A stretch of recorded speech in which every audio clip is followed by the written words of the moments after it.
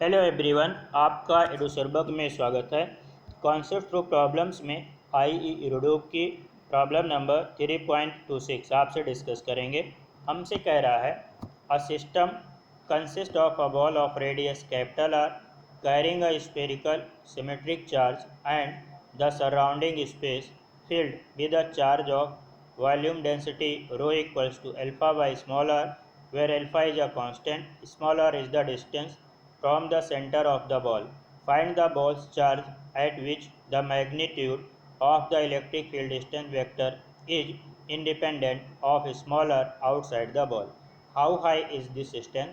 The permittivities of the ball and the surrounding space are assumed to be equal to unity. हमें एक system दिया गया है। उस सिस्टम में एक बॉल है, ये जो वाइट कलर से हमने शो किया हुआ है, और उस बॉल की रेडियस कितनी है, कैपिटल आर है। क्लियर है। इस बॉल के बियॉन्ड एक स्पेस है, ठीक है, ये जो हमने ग्रीन कलर से शो किया हुआ है। इस स्पेस में हमारे चार्ज का डिस्ट्रीब्यूशन है, ठीक। और वो चार्ज का डिस्ट्रीब्यूशन कैसा है, volume charge density rho equals to alpha by r के अकॉर्डिंग। एल्फा हमारा कांस्टेंट है और स्मॉल आर क्या है, बॉल के सेंटर से डिस्टेंस है इस स्पेस में।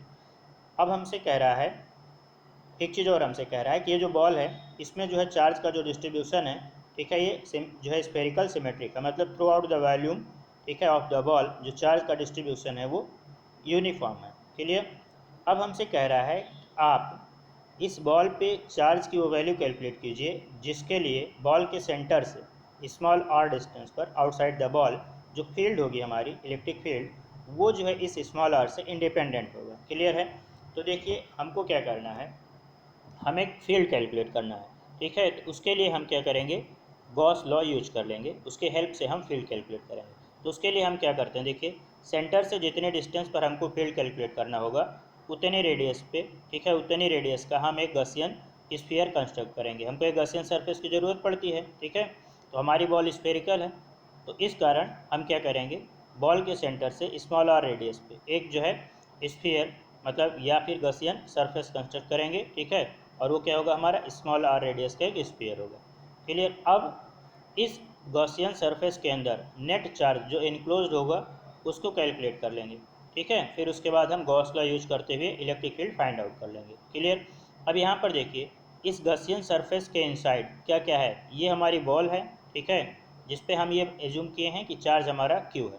और इसके बाद इस बॉल के बियॉन्ड, ठीक है, मतलब अगर हम यहाँ पर देखें आर से लेके, ठीक है, गसियन सरफेस तक का जो वॉल्यूम है, इस वॉल्यूम में जितना चार्ज होगा वो इतने चार्ज हैं। और हम ये मानते हैं कि beyond the wall and up to the Gaussian surface, ठीक है, उस वॉल्यूम में जो चार्ज है उसकी वैल्यू क्यू डैश है। तो net charge inside the Gaussian surface कितना हो जाएगा, Q plus Q dash. Clear. अब हमको क्यू हम एज्यूम किए हैं, इसकी वैल्यू बताना है, क्यू डैश कैलकुलेट करेंगे। क्यू डैश कैलकुलेट करने के लिए क्या करेंगे हम, देखिए डायरेक्ट हम ये जो वॉल्यूम ऑक्यूपाइड होगा, ठीक है, beyond the wall and up to the Gaussian surface, उससे इस चार्ज डेंसिटी से मल्टीप्लाई नहीं करेंगे। क्यों, क्योंकि ये नॉन यूनिफॉर्म डिस्ट्रीब्यूशन, ठीक है, जैसा कि इससे पहले 3.25 में किए थे। उसमें भी क्या किए थे हम, सेंटर से एक्स रेडियस और डी एक्स बिट का एक स्पेरिकल सेल कंसिडर किए थे, ठीक है। तो इसमें भी वही करेंगे। तो हम क्या करेंगे, एक स्पेरिकल सेल एक्स रेडियस और डी एक्स बिट का कंसिडर करेंगे, ठीक है। और हम ये मानेंगे कि बॉल के बियॉन्ड जो हमारा स्पेस है वो ऐसे ही बहुत सारे स्पेरिकल सेल से मिलकर बना है। तो किसी एक स्पेरिकल सेल पे जो भी चार्ज होगा उसको कैलकुलेट कर लेंगे और उसके बाद उसी को प्रॉपरली इंटीग्रेट कर देंगे। तो beyond the ball and up to the Gaussian surface, ठीक है, इतने वॉल्यूम में जो भी चार्ज आएगा वो हम कैलकुलेट कर लेंगे, ठीक है। तो यहाँ पर देखिए ये हमारा जो है स्फेरिकल सेल है, ठीक है, एक्स रेडियस और डी एक्स बिट का। ये कितना वॉल्यूम कंटेन करेगा अपने अंदर, अगर हम इसका वॉल्यूम कैलकुलेट करें तो ये वॉल्यूम हो जाएगा, अगर हम इसको डी लिखते हैं तो इसका surface area into bit, surface area हो जाएगा 4 pi X square into D x. Clear. ये इतना वॉल्यूम इस स्फेरिकल सेल के अंदर होगा। अब इतने वॉल्यूम में अगर डी क्यू चार्ज है, मतलब इस स्फेरिकल सेल पे अगर डी क्यू चार्ज है, तो डी क्यू को हम क्या लिख सकते हैं, डी क्यू को लिख सकते हैं rho into D we. Clear. अब यहाँ पर देखिए ये रो हमारा क्या होगा, यहाँ पे देखिए रो क्या है, एल्फा वाई स्मॉल आर, ठीक है। तो यहाँ पे हम रो को एल्फा वाई स्मॉल आर नहीं लिखेंगे, क्यों, क्योंकि ये यहाँ पे जो स्मॉल आर है ये सेंटर से हमारी डिस्टेंस है। और जब हम इस स्फेरिकल सेल पर हैं, जो हमने रेड कलर से आपको शो किया हुआ है, इस स्फेरिकल सेल पर हैं, तब सेंटर से हमारी डिस्टेंस कितनी है, एक्स है। तो यहाँ पे इस स्फेरिकल सेल पे जो रो की वैल्यू होगी वो क्या हो जाएगी, rho equals to alpha by X. Clear. अब हम इस स्फेरिकल सेल में डी क्यू चार्ज कैलकुलेट करेंगे और उसी को, ठीक है, इतने वॉल्यूम में beyond the wall and up to the Gaussian surface, इतने वॉल्यूम में चार्ज कैलकुलेट करने के लिए प्रॉपरली इंटीग्रेट कर देंगे। तो नेक्स्ट पेज पे हम डी क्यू कैलकुलेट करते हैं। देखिए हमारा डी क्यू किसके बराबर है, d q equals to rho d v, और रो हमारा दिया गया है अल्फा बाई एक्स से, ठीक है, alpha by x into 4 pi d v है 4 पाई x² dx। क्लियर। इस x से x² का एक x कैंसिल हो जाएगा, तो हमको डी क्यू मिल जाएगा, d q equals to 4 pi alpha x d x. Clear. तो स्फेरिकल सेल में इतना चार्ज कंटेन होगा, ठीक है। अब हमको क्यू डैश अगर कैलकुलेट करना है, ठीक है, तो क्यू डैश हम कैलकुलेट कर लेंगे। देखिए क्यू डैश क्या है, हमारा चार्ज है beyond the ball and up to the Gaussian surface, इतने वैल्यूम में जो चार्ज हमारा है क्यू डैश। तो क्यू डैश कैलकुलेट करने के लिए देखिए ऐसी ही बहुत सारी स्फेरिकल सेल्स होंगी इस पूरे स्पेस में, beyond the ball and up to the Gaussian surface, ठीक है। तो जब हम यहाँ पर होंगे जस्ट आउटसाइड द बॉल, तो हमारा एक्स किसके बराबर होगा, बॉल के रेडियस के बराबर होगा। और जब हम गसियन सरफेस पर चले जाएंगे तब हमारा एक्स किसके बराबर हो जाएगा, जो हमारा गॉसियन स्फीयर है उसके रेडियस के बराबर हो जाएगा, स्मॉल आर के बराबर हो जाएगा।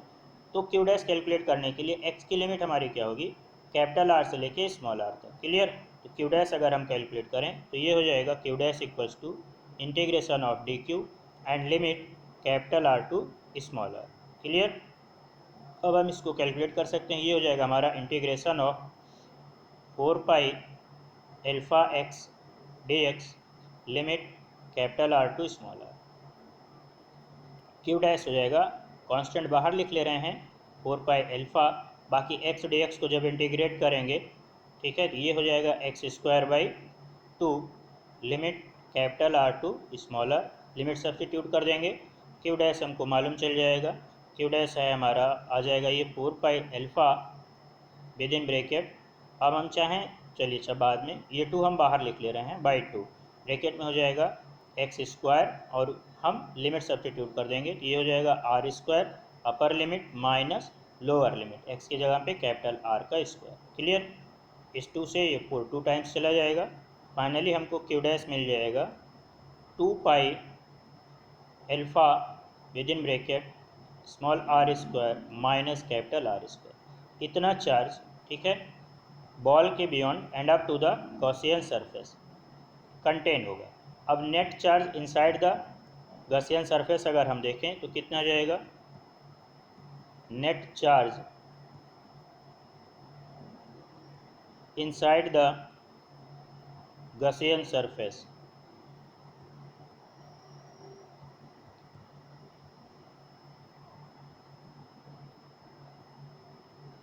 देखिए कितना हो जाएगा, अगर हम इसको क्यू इन लिख रहे हैं तो क्यू इन की जो वैल्यू हो जाएगी, ठीक है, वो देखिए हमने बॉल पे कितना चार्ज माना है क्यू, ठीक है, तो Q plus Q dash, Gaussian surface के अंदर इतना चार्ज आ जाएगा, तो क्यू इन हो जाएगा हमारा Q plus Q dash. Clear. इसकी वैल्यू हो जाएगी Q plus 2 pi alpha R² minus 2 pi alpha capital R²। ठीक है, ये क्यू इनक्लोज है, गॉसियन सरफेस के अंदर इतना चार्ज इनक्लोज होगा टोटल। इसको हम लिख सकते हैं q in equals to Q minus 2 pi alpha capital R², इसको अलग कर ले रहे हैं, क्यों, अभी बाद में समझ में आएगा, plus 2 pi alpha small R²। Clear. इतना चार्ज हमारा गॉसियन सरफेस के अंदर इनक्लोज होगा। अब हम गॉस लॉ यूज करेंगे, ठीक है, तो गॉस लॉ हमारा क्या होता है, स्फीयर के लिए E into 4 pi R² equals to q enclose upon epsilon naught. ठीक है, ये क्या होता है, ये 3.25 में डिस्कस किए हैं, आप वहाँ से देख लीजिएगा अगर ना आए समझ में तो। यहाँ से हो जाएगा ए इंटू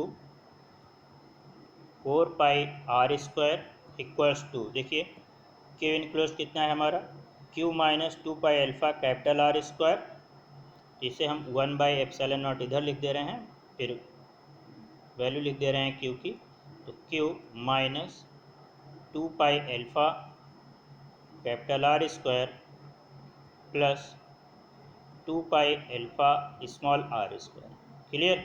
यहाँ से अगर हम ई कैलकुलेट करना चाहें तो ई हो जाएगा हमारा Q minus 2 pi alpha capital R square upon 4 pi epsilon naught are square plus 2 pi alpha small r square upon 4 pi epsilon naught are square. Clear. अब यहाँ पर देखिए इस 2 पाई से ये 4 पाई 2 टाइम्स, इस आर स्क्वायर से आर स्क्वायर कैंसिल हो जाएगा।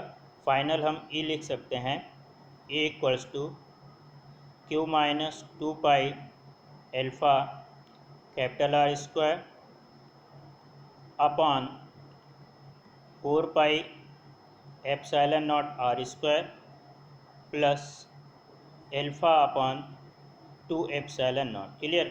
अब हमको कह रहा था कि ये जो फील्ड है ना वो इंडिपेंडेंट होनी चाहिए किससे, आर से। देखिए इस टर्म में दो टर्म है यहाँ पर, एक हमारा ये टर्म है और एक ये टर्म। इसमें देखिए आर स्क्वायर डिनोमिनेटर में आ रहा है, मतलब डिनोमिनेटर में फर्स्ट टर्म हमारा स्मॉल आर पे डिपेंड करेगा। सेकेंड टर्म में आर स्क्वायर या आर का कोई टर्म ही नहीं है, ये हमारा क्या है, ये इंडिपेंडेंट है। मतलब अगर ये टर्म हमारे पास ना हो, ये टर्म जीरो हो जाए, तब हमारी जो फील्ड है ठीक है वो क्या होगी, इंडिपेंडेंट ऑफ आर हो जाएगी। ठीक है। तो इसको जीरो होने के लिए क्या करना पड़ेगा, न्यूमरेटर हमारा जो है Q minus 2 pi alpha capital R square, इसको जीरो होना पड़ना, जीरो होगा ये। ठीक है। ये जब जीरो होगा तभी हमारा जो है ये फील्ड जो है ई ये स्मॉल आर से इंडिपेंडेंट होगी। क्लियर। तो हम यहाँ पे लिख ले रहे हैं for E to be independent, for A to be independent of small r, क्या जीरो होना चाहिए, फर्स्ट टर्म का जो न्यूमरेटर है ये जीरो होना चाहिए। मतलब q minus 2 pi alpha r square equals to zero. इसका मतलब है q हमारा किसके बराबर होना चाहिए, 2 पाई एल्फ़ा आर स्क्वायर के बराबर होना चाहिए। ठीक है। इतने चार्ज के लिए हमारी जो फील्ड होगी, ठीक है, आउटसाइड द बॉल, ठीक है, आर डिस्टेंस पर सेंटर से, वो जो है स्मॉल आर से इंडिपेंडेंट होगी। और उसकी वैल्यू कितनी हो जाएगी, ए इक्वल्स टू, ये टर्म जीरो हो गया, बचा ये टर्म, इसकी वैल्यू आ जाएगी alpha by 2 epsilon naught. Clear. तो क्यू की वैल्यू और ए की वैल्यू दोनों मालूम चल गए। और ये डायरेक्शन स्फेरिकल सरफेस पे जो है कैलकुलेट कर रहे हैं, तो ये होगा हमारा radially outward. Clear, radially outward. और इसमें कुछ पूछा है, देख लेते हैं। How high is the strength permittivities of the wall and surrounding, बस यही पूछा था। ठीक है। तो आपको समझ में आया होगा ये, इसमें करना कुछ नहीं है, बस जैसे 3.25 में प्रोसीड किए थे वैसे ही प्रोसीड करना है। ठीक है। गॉस लॉ को अप्लाई करना आपको आना चाहिए। ठीक है। तो होपफुली आपको ये प्रॉब्लम समझ में आई होगी और फिर किसी दूसरी प्रॉब्लम में मिलेंगे। Thank you.